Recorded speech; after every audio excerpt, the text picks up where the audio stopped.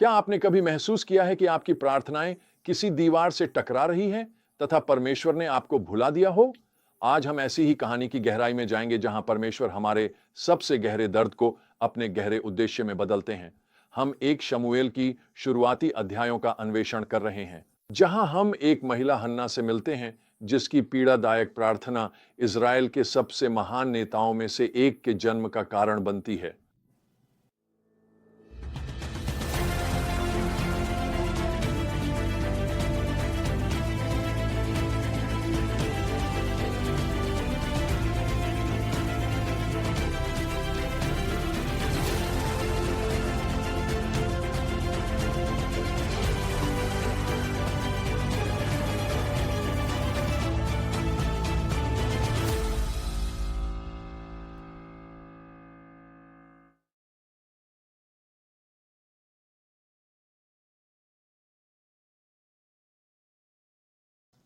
पिछले अध्याय में हमने देखा कि कैसे परमेश्वर ने रूत का उपयोग किया, एक साधारण मोआबी महिला जो राजा दाऊद की वंशावली का हिस्सा बनी और अंततः यीशु मसीह की भी।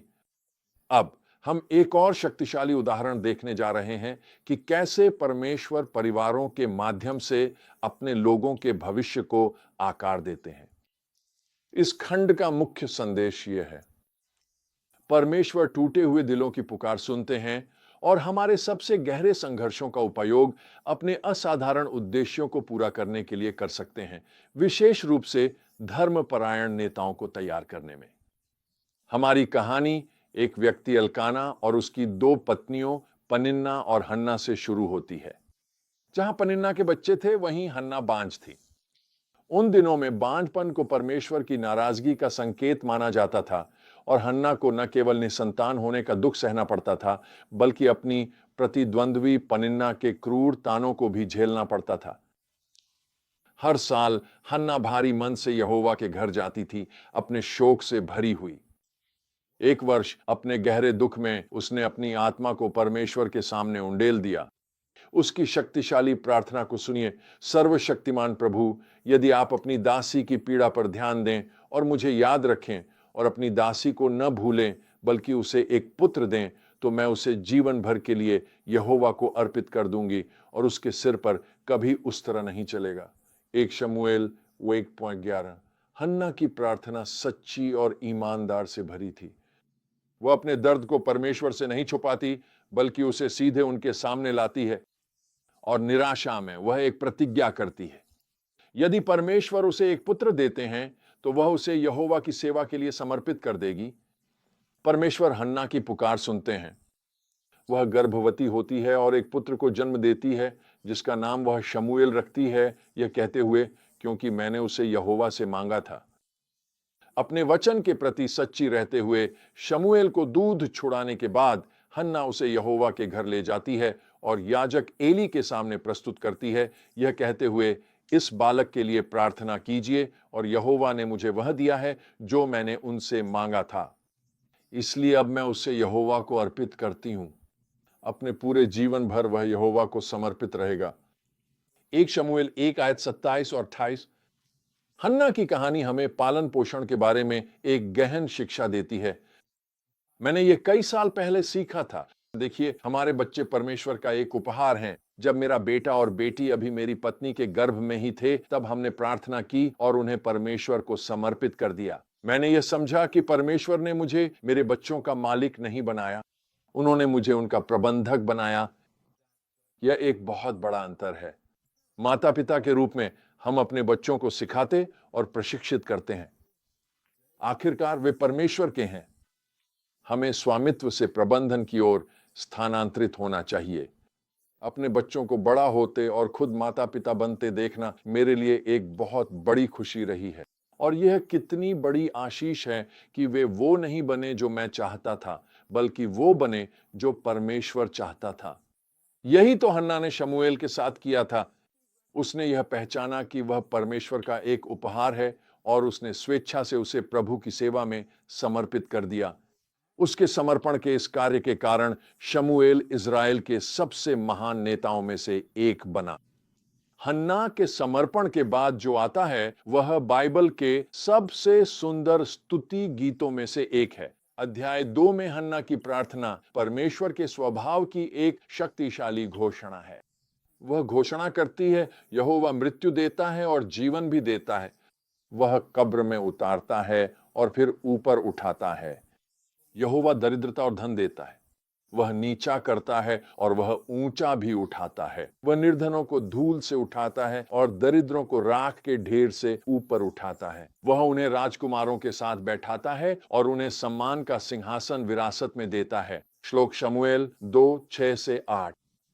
हन्ना की कहानी शमूएल के जन्म और समर्पण पर समाप्त नहीं होती। विवरण हमें बताता है कि प्रभु ने हन्ना पर अनुग्रह किया। उसने 3 पुत्रों और 2 पुत्रियों को जन्म दिया। इस बीच बालक शमूएल प्रभु की उपस्थिति में बढ़ता गया। 1 शमूएल 2:21।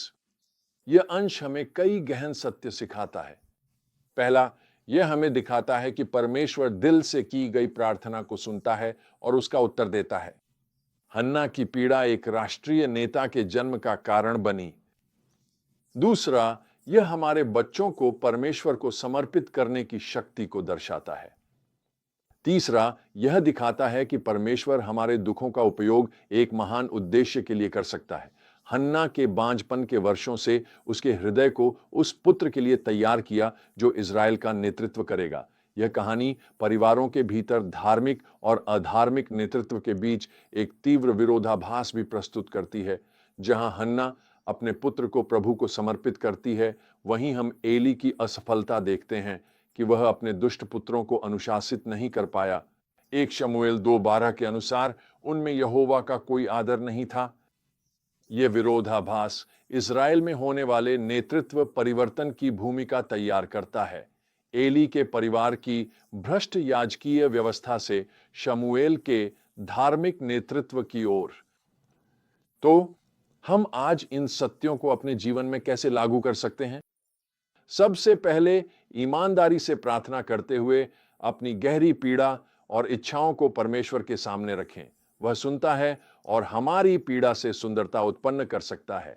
इसके बाद अपने बच्चों को या भविष्य के बच्चों को परमेश्वर का दिया हुआ उपहार समझें, जिन्हें हमें जिम्मेदारी से संभालना है, न कि अपनी संपत्ति मानना है, और अपने घर में धार्मिक नेतृत्व को विकसित करें। आपके परिवार का प्रभाव आपके घर की 4 दीवारों से कहीं आगे तक जा सकता है। और अंत में हर परिस्थिति में परमेश्वर की स्तुति करें। हन्ना की तरह अपनी परीक्षाओं को परमेश्वर की विश्वास योग्यता की गवाही में बदलने दें। रूत और हन्ना की कहानियां हमें याद दिलाती हैं कि आत्मिक अगुओं की नई पीढ़ी को तैयार करने की कुंजी अक्सर परिवार के भीतर ही होती है। परमेश्वर ने शुरुआत से ही परिवार की स्थापना की थी। इज़राइल एक राष्ट्र बना क्योंकि वहां परिवार थे। कोई भी राष्ट्र उतना ही महान होता है जितने महान उसके परिवार होते हैं। महान राष्ट्र महान परिवारों से शुरू होते हैं और महान परिवार अक्सर परमेश्वर से पुकार करने वाले धार्मिक सदस्यों से शुरू होते हैं, जैसे हन्ना ने किया।